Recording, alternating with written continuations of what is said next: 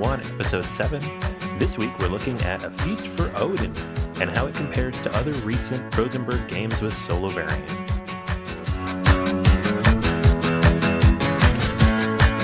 Hey everybody, welcome back to Table for One. This is Episode 7, and this week I wanted to talk about really just one big game that came in that I've been playing a lot of, but also how it compares to other recent games from the same designer that have kind of a similar feel, and that's A Feast for Odin.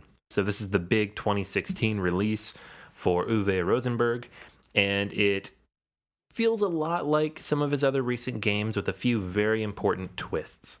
And if you've played any of his other games solo, you know what I'm talking about. They generally play like pretty static puzzles. A game like Caverna or Fields of Arle, you really don't have any variability in the game to start, at least very minimal. So once you've set your strategy, once you've figured out how to set your strategy, it's pretty straightforward. So while I very much enjoy them and do play them relatively frequently, considering what they are not, go-to solo games for me.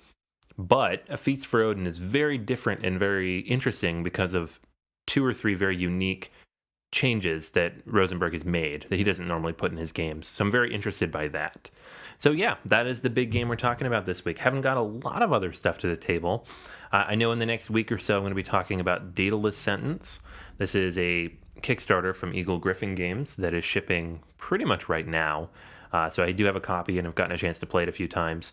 So we'll be talking about that a little bit. Also going to be talking about Mechs versus Minions. It is not officially a solo game, but it's cooperative, so it does have a solo possibility to it, and it works surprisingly well, so it'll be very interesting to talk about that. And then something I was very surprised by, well, not very surprised, but very pleasantly happy to find out is Vinhos Deluxe, with the new 2016 vintage, has a solo mode that comes with solo cards. So that is a game that as soon as I've played it through thoroughly on both the 2010 updated and 2016 vintages, I'll be playing the solo version. We'll be talking about that real soon as well.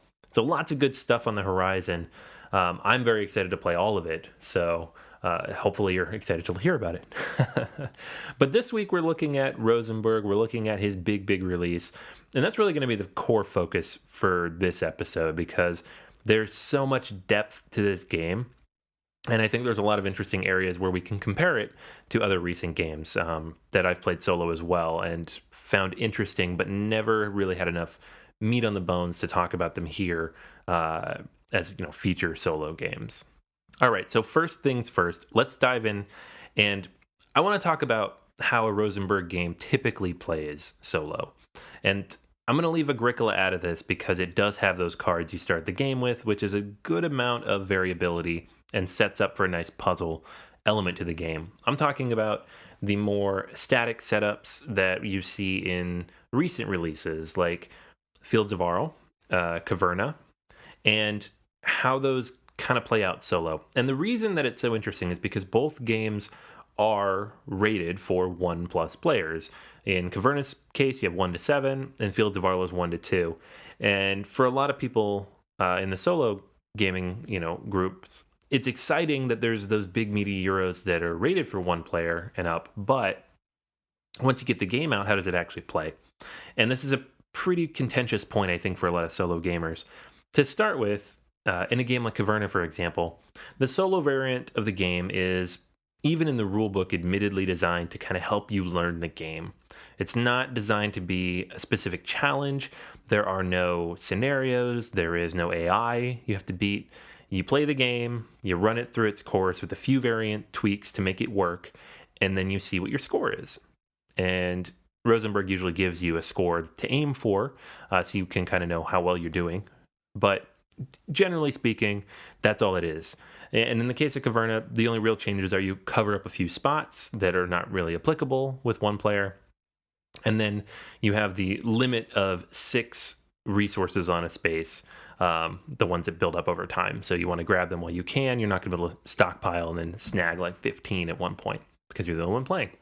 So those 2 changes, while interesting, don't really make the game an ideal solo experience. It is a puzzle to be sure, and you can play it probably a good half dozen to a dozen times But once you've kind of hit that sweet spot that you can get up in the higher echelons of score, you would just do the same thing every time. There's no reason not to. And so at that point, the game doesn't really lend itself well to solo play. Solo gamers want just enough variability, just enough of a challenge element that they have something to work against that's different every time. Because if it's not different every time, it gets very easy very quickly. So we have Fields of Arle, which, moving on to the next game, is very similar in that regard. You have this big, long space with nearly 30 different worker placement positions. You have all these different elements you can buy. It has a lot more variability than Caverna in terms of number of options for you, but there's still not much randomness to it. There's not a lot of variable setup. You're not going to be able to change the way the game plays from play to play, with the exception of which buildings might come out. And because realistically, you're only going to buy 3 to 5 buildings in a game anyways, that's a very, very small variant. Now, compared to Caverna, I feel Fields of Arle takes much longer to quote-unquote solve. This is a game that, I've put in a decent number of solo plays, and I get a fairly different score every time. I haven't really memorized a through line on what to do and when to do it. But because you don't have an opponent who is also going for spaces on the board, you're not really limited. You can go wherever you want. You can do whatever you want to do. It's very freeing. It's a lot of fun. It's a fantastic way to learn the game because it's so similar to how the game actually runs typically. But if you're looking for a true challenge, the high score element is just it's not super fun. So it does kind of hold you back a little bit.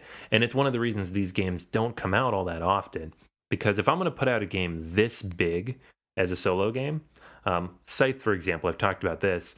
When I set that up, I want to play it 6, 7, 8 times. I don't want to play it once and put it away. It takes too long to set up. And solo games tend to be a lot quicker. So I want something that's going to make it different. I want variability. I want to be able to play the game back to back to back and not feel like I'm doing the same thing over and over again. And with Caverna and Fields of Arle, I get that a little bit. So typically with these games, I will bring them out, fairly frequently because they are fun. I do very much enjoy playing them, just going through it.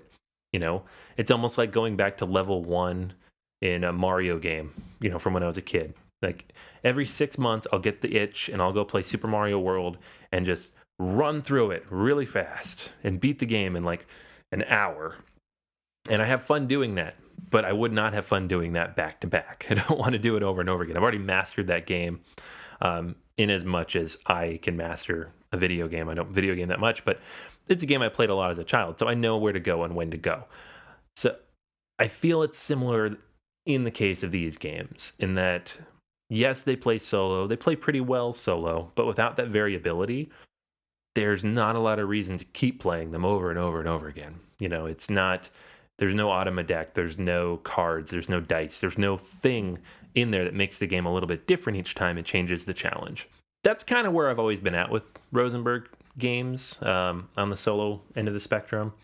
Fields of Arle doesn't hit the table nearly as much as I'd like. It's a fantastic game, and I really do enjoy it as a solo experience, especially, but the amount of time it takes to set it up and my lack of interest in playing it multiple times in a row, it can be, let's just say it's cumbersome to get out. Now, this doesn't mean I would give either of these a bad rating. They're still both buys for me. I definitely wouldn't buy Caverna just for a solo experience. Fields of Arle is in the middle for me. I feel like it's really good and it could support that, but not necessarily compared to some other games that have greater, short-term replayability. So all of that said, and I just kind of want to set up kind of the background of where I'm coming from here with A Feast for Odin, this game fixes all that. It manages to take all of the variability elements that aren't there in recent games and draw from past experiences in games like Agricola and create a really good solo experience. Now, I don't think that A Feast for Odin was designed specifically for solo play. I think in general, Rosenberg, his games lend themselves toward that mode, so there's no reason not to include it with a few minor tweaks. But in this case, the game he's created works really well if you're playing by yourself. So let me explain the game a little bit, and you'll understand why that's the case. In A Feast for Odin, you have hundreds and hundreds of little bits, but they all kind of work together pretty well. And what you're trying to do is you're trying to build up a tableau of different trade goods, resources, treasures, plunder, things that you're going to get as a Viking. And at the same time, yes, you do have to feed your people.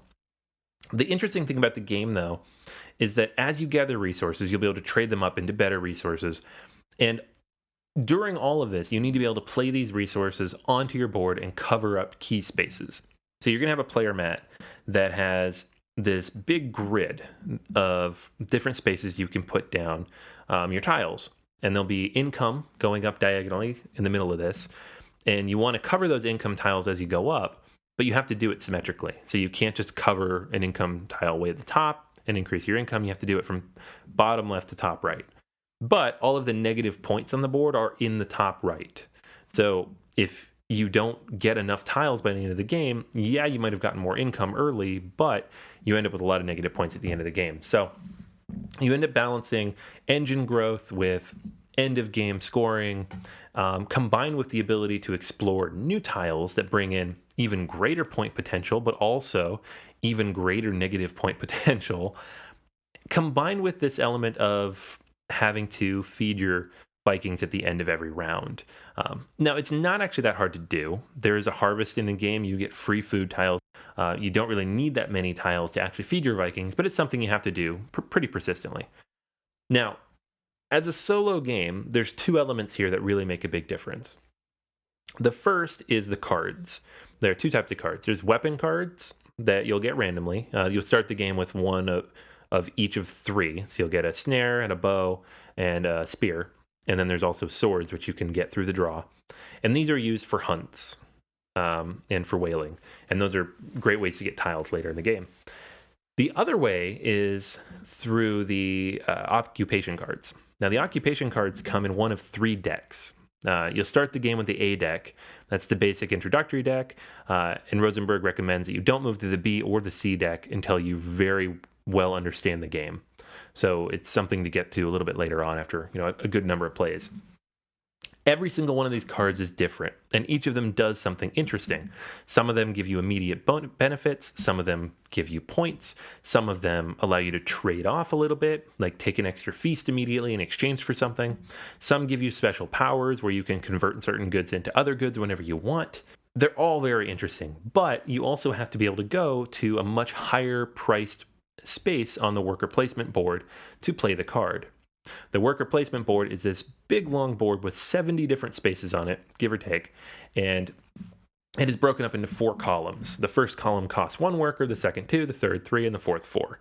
You start the game with a fair number of workers. You're going to have 6 or 7 to start, so you can always jump right to that 4 spot, but then you have less workers to do other things. So you really have to balance it out as you go, and because the cards are random and because they're relatively hard to get, you do start with 1, but getting more requires you to play on the 3 worker spaces, or there are separate card draw and card play spaces at the bottom of the board, but then you don't get to do anything else with them.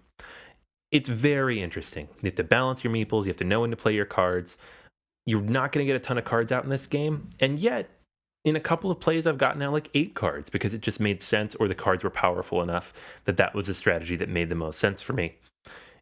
Those cards really add a lot of variety to the game, and they're so different, and the decks are so unique. And the fact that there are 3 decks, this all means that you have so many different things to choose from, and it's all randomized to some degree, and still manages to remain balanced. Now, if that was it, if that's all that had been added, this would already be a great solo experience because every play is different. But it's not. The hunting spaces that I mentioned, which there are several of, offer the opportunity to roll a die. Yes, that's right. There are dice in this Rosenberg game. And then adjust the die result, either down to 0 in the case of hunting, or up to whatever amount you want to spend in the case of pillaging to buy tiles. And so when you're hunting, what you're going to want to do is you're going to want to get that, it's a D8, and you want to get it down to a 0. And you can do that depending on which space you go on by spending wood and or bows and or arrows and or snares. So you have to have the cards, you have to have the wood resources, and then you need to roll low. You get 3 rolls, so it's a little bit of press your luck in there too. So you might get a 4, which is not a great roll, but it's a lot better than a 6 or 7. But if you re-roll it and you get a 6 or 7, you definitely can't afford it. If you re-roll it and go lower, then you get to keep more of your cards. You're going to be constantly trying to balance this out and determine when to stop, when to spend your resources. If you go with a 4 and spend all 4 resources you have, you're certainly not going to hunt it again anytime soon. But if you roll again and you get a 7 or 8 and you just can't afford to do anything, so you just wasted your space.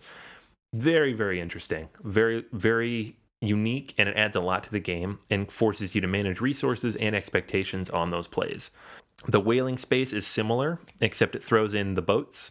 So you can have up to 3 whaling boats, which you can then load up with coal or ore. And these allow you to, again, reduce the number that comes on those die down to 0.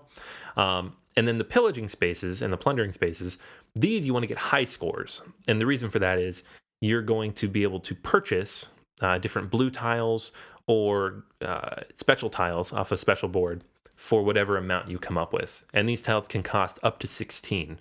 So you'll roll the D12, or if you're in the really low spaces, you might roll the D8.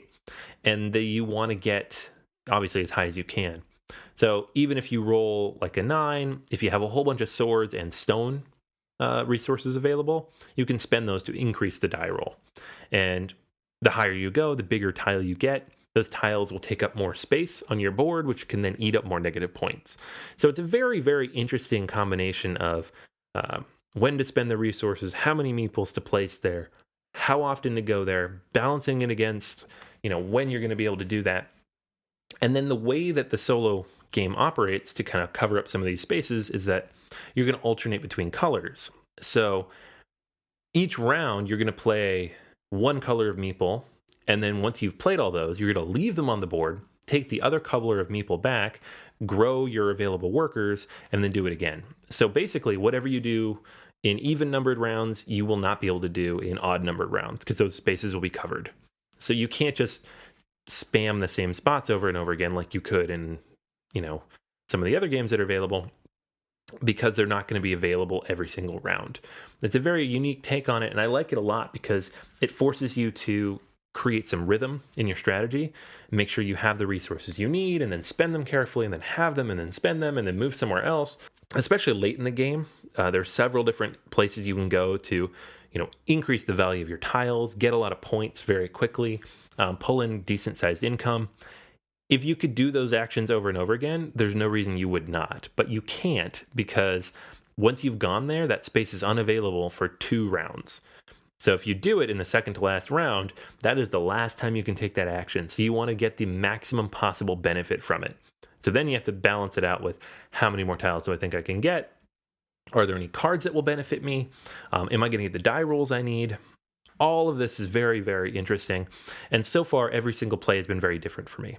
Now, in terms of scoring, Rosenberg recommends a score of 100 being, kind of considered a pretty good score. I'll tell you that the first time I played it, I got a score of 85, and the second time I got a score of an even 100. So that seems to be kind of the sweet spot once you know the game is around there. Now, once you do know the game well, you can, of course, increase difficulty a little bit, move on to the B deck and the C deck, which are a little bit different for occupation cards. You can shuffle those all together, too. The rules do say once everybody is comfortable, shuffle them all up. You get a lot more options. Because you won't play too many of them, the balance is not particularly important. It's just a matter of which cards are easier to benefit from than others. So, A Feast for Odin is this game that pulls so many different elements together that are familiar from Rosenberg games. This is the game that birthed Patchwork, for example. So placing those tiles down on all the different spaces you're going to have feels a lot like Patchwork. You're trying to cover it up. You're trying to make sure you don't leave anything open because those open spaces are negative points. And yet you're trying to do it in such a way that later on you'll be able to fill in other empty spaces. And then even that is mitigated to some degree because you can drop coins in there, which are the size of a single space. You'll always be able to put something somewhere as long as you have income. Combined with all these different ways you could get negative points. And I don't usually like heavily negative point games. It's one of the reasons I'm not a big fan of Agricola, at least the first editions of it. And it's one of the reasons that I, had a hard time getting into some other games like Le Havre, is that they punish you just a little bit too much. It's a little too painful to get through it. But in the case of A Feast for Odin, I feel like it works very well. You're basically starting the game at a certain level, and every one of those spaces you cover, you're moving forward. So instead of thinking of it as negative points you haven't gotten rid of, I think it is positive points you haven't yet gotten. A Feast for Odin, for me, is by far the best Uwe Rosenberg game for solo gamers. By far. It's like, I liked the other ones. I'll bring them out. I'll play them. I'll still play Fields of Arle, probably. I can't really see myself bringing out Caverna anymore unless, I need to refresh on rules or just really want to play with dwarves on quests. A Feast for Odin is just that good. It's got the puzzle elements. It's got the dice rolling. It's got the push your luck. It's got the luck of the draw on those cards. You're going to see different occupation cards every single time. There's so many of them to choose from. It's just a lot of fun. And the puzzle element just goes so deep. And then on top of all that, this game does not take that long to play. It seems like it should. There are so many bits all over the table, but the plastic trays that come with the game to organize all your goods, combined with the worker placement spaces being organized the way they are, you'd think you'd have hundreds of decisions and you'd get stuck and think too much. And, you probably still could. Like, you could really overthink it and try to find the perfect solution. But I'm telling you, 45 minutes to an hour for a solo play once you know the rules. That's fantastic. And because of the variability, you can just leave it out. There's no reason to put it away. You can play it a few times. You're not going to feel samey. You're going to be interested to see what cards come out. And then if you really start to feel like that A deck is not enough, you just pop open the B deck and see what those have to offer. So A Feast for Odin is probably my favorite new heavy solo game of the year. It's up there with Scythe. I guess we'll see in 2 months. I'll probably cover this at the end of the year and see which one got played the most. But as of right now, it's the one I want to play the most. It is the new hotness. So obviously that's, it's going to color that a little bit. But in terms of variability, in terms of depth, in terms of sheer fun factor and kind of that Rosenberg puzzle feel, it's got all of it. And yet somehow it manages to do that with only having like 2 or 3 rule changes to make it work. So that is A Feast for Odin. That is the newest Rosenberg game. It is out. Whether it is available or not depends on where you live and which retailers are available. I would check local stores first. I think it's pretty sold out online at this point. It is a Z-Man release, so if it is sold out, here's hoping they get that fixed for us and it's available again soon. Since they are Asmodee Canada now, hopefully we get a little bit better production on the pipeline side of things. So let me know too, like where you're at. I know Jason and I were talking last week and I mentioned A Feast for Odin and he was just like, And I know that's the case for a lot of people. It's too heavy, it's too big. Other Rosenberg games just don't work. And I'm frequently in that boat. I don't play these games very often for the solo experience. 9 times out of 10, if I'm like, I feel like playing a solo game right now, it's going to be one of the Oniverse games, Hostage Negotiator, Warhammer Quest, something like that, Lord of the Rings card game. And then if I really want a heavier game, Terraforming Mars has pretty much been a steady rotation on my table since August. A Feast for Odin is going to enter that conversation, but keep in mind, this does require a big table. You don't need quite as much space because each player has their own board and everything, but it does have a lot of stuff. It takes up the majority of my gaming table, my practice table in my office, which is not huge. It's not as big as my dining room table, but it's too much for the card table that I have in the living room that I play on when I'm watching TV. So that is a bit of a drawback. It's not a game you're going to be able to play quickly and easily. It takes a lot of time to set it up. It takes a lot of time to break it down. And it does need space to breathe. So it's not going to come out as often as I might like. It's going to fall in that category with Scythe, where I love it, I'll play it. If it's set up, I'll play it a bunch of times. But once I put it away, I don't know when it's coming back out. And I feel like I do have a few of those now. I've got Scythe, I've got Feast for Odin. Nations is another game that I wish I got out more often, and I just don't because of the amount of space it takes up. And, throw those all in there with Mage Knight. And I've got a pretty hefty collection here of big, meaty games that take up too much space. But they're all fantastic. A Feast for Odin is now officially in that category, and can't wait to play it again. For now, that is everything. Make sure you check out BoardGamersAnonymous.com. We have episode 108 going up real soon, if not with this, shortly after this. And then we will have that Mechs versus Minions and Daedalus Sentence discussion next week. I've also got a few interesting reviews up on the website. I will be doing a Feast for Odin written review sometime next week.